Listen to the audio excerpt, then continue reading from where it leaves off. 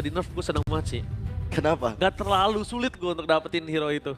Tapi terakhir ya, kalau misalkan di match up-in kan sempat ya ada Link itu ngelawan Haya. Ya. Dimana Hayanya udah maju, buang semua skill, mundur ke bayangan, Linknya baru nyamper kan. Iya. Kalau sekarang menurut gua bisa-bisa enggak. Ya. Karena dengan 40% cooldown Hayabusa, Shadow-nya cuma 2 detik. Itu Ya. dia yang Nah. bikin enak banget. Jadi mainin Quad Shadow-nya kalau misalnya presisi ya, itu dia kita masih bisa ngindarin Tempest of Blade Link. Ya. Benar. Beda itu sama satu. dulu. Dulu tuh udah deh. Itu Pasrah ya? siapa yang ultimate duluan dia yang kalah. Ya. Nah, apalagi juga cooldownnya kalau dulu kan sekitar 5 detik lah. Even Iya. itu udah 40% cooldown ya, 3 sampai 4 detik.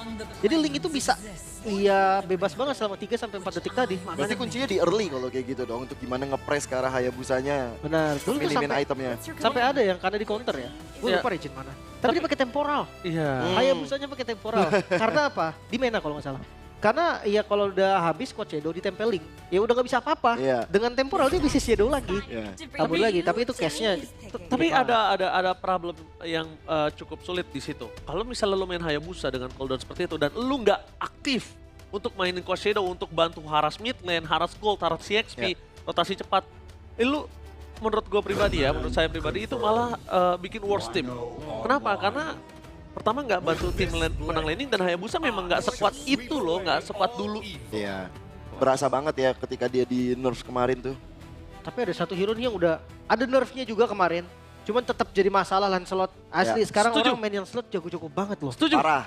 Setuju. Mekanikalnya itu loh yang jadi tanda tanya, siapapun region manapun Lancelotnya jago-jago asli. Dan karena Neo ini menjadi salah satu spotlight untuk sudut pandang gua dan ini menjadi tim yang akan sangat menyulitkan banget untuk Virtus Pro yang harusnya mulus masuk ke babak Swiss Stage.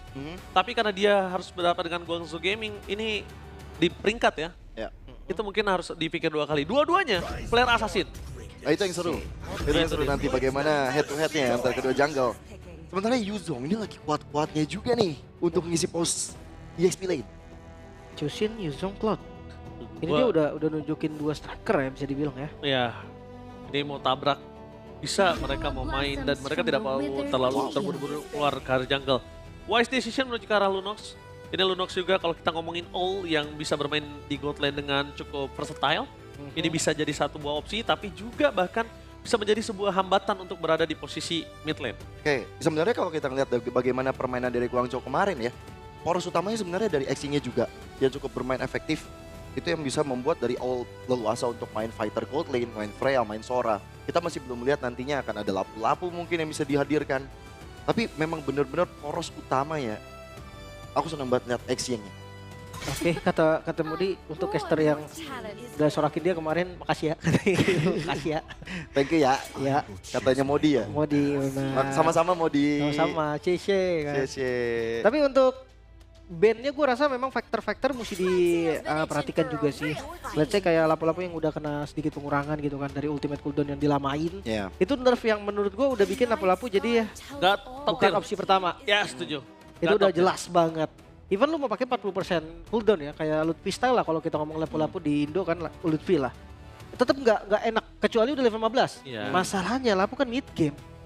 Itu yang jadi powernya menurun lah, bukan hilang tapi turun ya. Jadi enak kalau bisa gue bilang kalau ngelawan Lapu sekarang setelah di ultimate dia masih bisa jalan kaki. Biasanya jalan kaki dikit, Lompat buka lagi pedang. Lagi. Lompat Lompat lagi, terus. Brave Fighters lagi. Itu kan problem.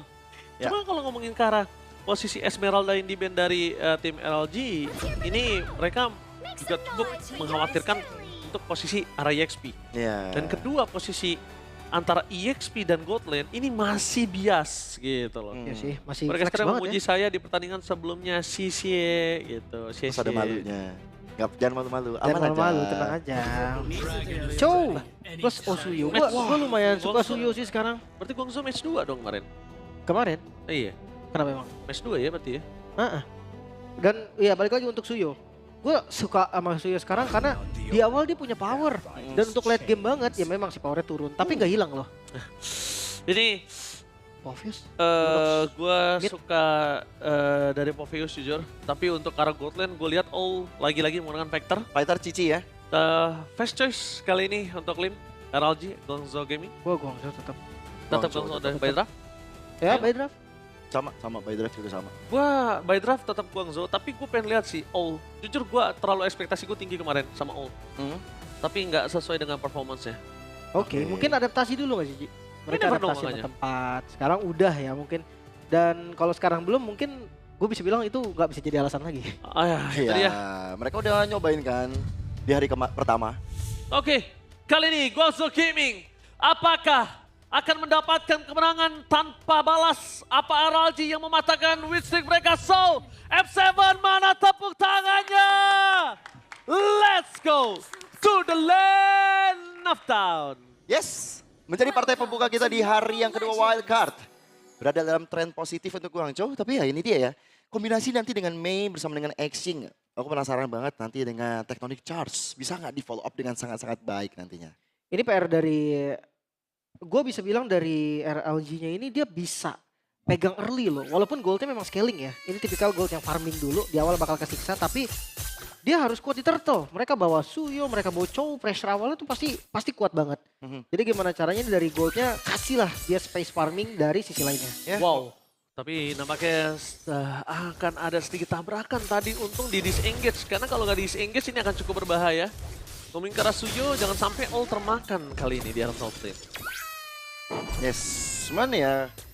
Dia kayak harus bisa main jarak sih. Main pokingan terhadap ult itu lumayan buat bikin darahnya terkikis dari tadi. Gue penasaran emblem sih.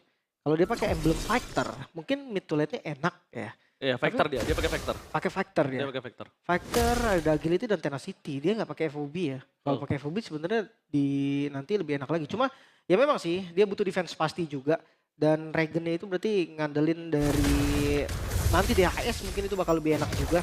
Dan lebih enak karena lebih keras ya untuk emblem Vector. Jadi banyak yang pakai sekarang untuk load emblem Vector. Radang gameplay di arah tengah sepertinya agak cukup ini ya.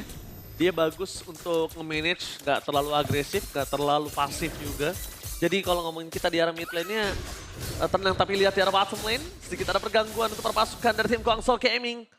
Mereka tidak mau terlalu terburu-buru untuk mendapatkan point kill karena point kill utama mereka akan ada di arah Turtle. Yes, Turtle sih udah spawn ya. Ini tinggal bagaimana nanti Mei dan juga Pancake bisa cepat-cepat level 4 untuk bisa nge-follow up.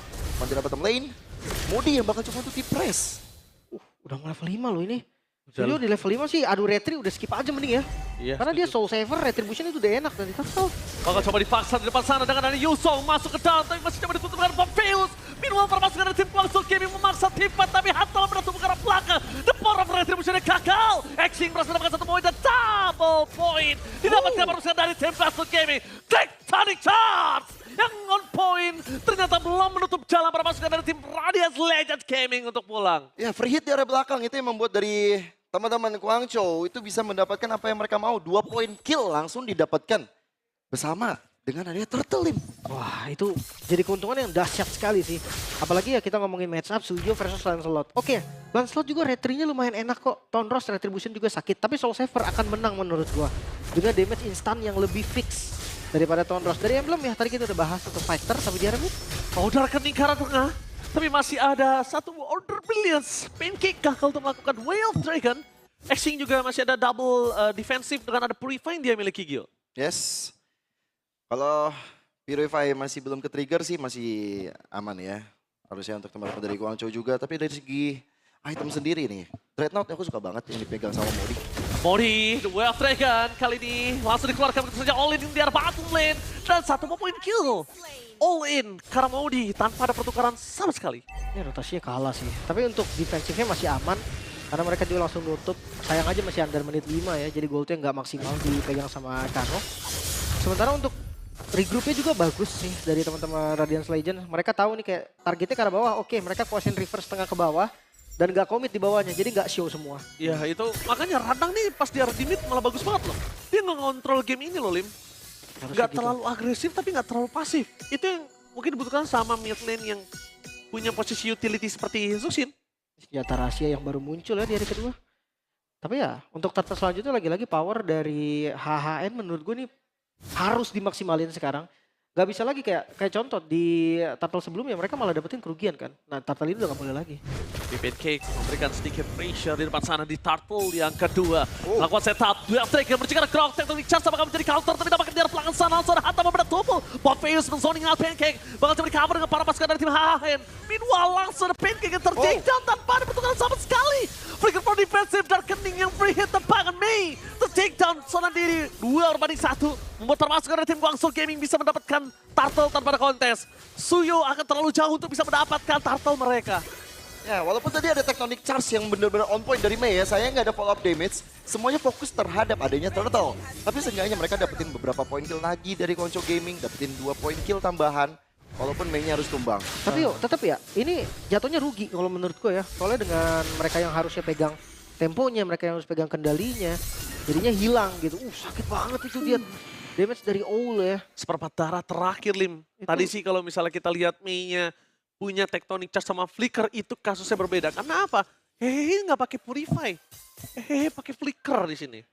Makanya itu tadi kayak yang Gio bilang juga gitu kan. Bedanya yang satu nyari kill, yang satu nyari objektif juga. Tapi di grupnya gue suka sih yo, dari Guangzhou Gaming dia tahu nih kayak atas pengen diambil. Jadi Radiance lebih ke reaction, bukan dia ngemimpin rotasinya. Mau nggak mau akhirnya outer turret di bagian top lane dilepas, direlakan begitu saja. Karena tadi juga semuanya fokus untuk menyelamatkan hehehe. Gimana ya menurut kalian hehehe yang udah pindah role? Tukar bawah tapi tadi ini kayak sebenarnya pertukarannya masih sama lah. Tapi menurut gue masih belum terlihat karena memang hero-nya bukan hero early kan. Tapi setidaknya dia save aja udah bagus. Cuma ngomongin ke arah Cloud yang harus kehilangan turret, wah tapi Tectonic Charge gagal untuk mendapatkan poin dari Radang. Dan kondisi para pasukan dari tim Guangzhou Gaming, mereka bisa mendapatkan hehehe. Flicker masih available, blasting threat from hehehe. Membalikan kembali keadaan Owl Skeletal Maut. Masih ada Battle Leader Imes dan ternyata terlalu tebal untuk para pasukan dari tim Guangzhou Gaming di takedown. Bahkan satu sandwich gaming gameplay yang diberikan oleh para pasukan dari tim Guangzhou Gaming berhasil memberikan 2 poin maksimal. Ya itu tadi no way out juga untuk hehehe, tapi Dragon Form. Bro, Black Dragon Form, hantam benda tumpul yang tidak mungkin bisa mendapatkan impact. Sekalinya dia turun selesai dan HN dari tadi sempat ada 1 kali miss target Lim.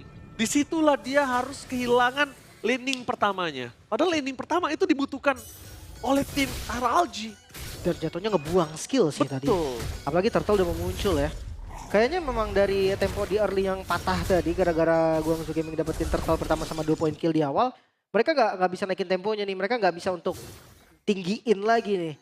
Masalahnya nih, kalau Turtle ketiga didapetin juga Perfect Turtle, Snowball Lancelot itu sama mengerikannya kayak Lancelot sebelum kena nerf. Ya. Dia hanya butuh waktu lebih lama sekarang, bukan berarti nggak ada damage, ada tetap damage-nya. Radang lagi Radang ya. Kita lihat dia kontrolnya bagus, sayang aja. Jujur ya menurut gue ya, dalam kondisi under seperti ini, Radang masih bisa ngekontrol Gio. Ya, so far dia masih bisa aman. Tapi sekarang Dipaksa langsung aja karena belakang Radang kali menjadi target utama dan ter-takedown. Tidak ada Black Dragon Transform, seperti yang sudah dikatakan oleh Lim. Sword skill yang terbuang dengan sia-sia, bahkan kehilangan 1 turtle dan juga 1 turret. ya ini jujur belum melihat bagaimana kombinasi Pancake sama siapapun ya. Dari tadi kita belum bisa melihat bagaimana Duel of Dragon yang optimal dari Pancake. Sehingga untuk mendapatkan momennya, untuk dapetin celahnya jadi lumayan susah untuk mereka. Gak ada kombinasinya Gio. Iya. Masalahnya Pancake Duel of Dragon, mereka nggak punya damage pasti. Oke, mereka ngandelin Suyo. Tapi Suyonya kali ini harus berotasi. Apakah terus-terusan sama Pancake? Itu belum tentu bisa juga, Lim. Kayaknya dua dan oleh memang Suyo sih. Karena bersih di situ doang kan. Kalau dia mau ngajak ke arah Radang atau ke arah hehehe itu bakal lama banget.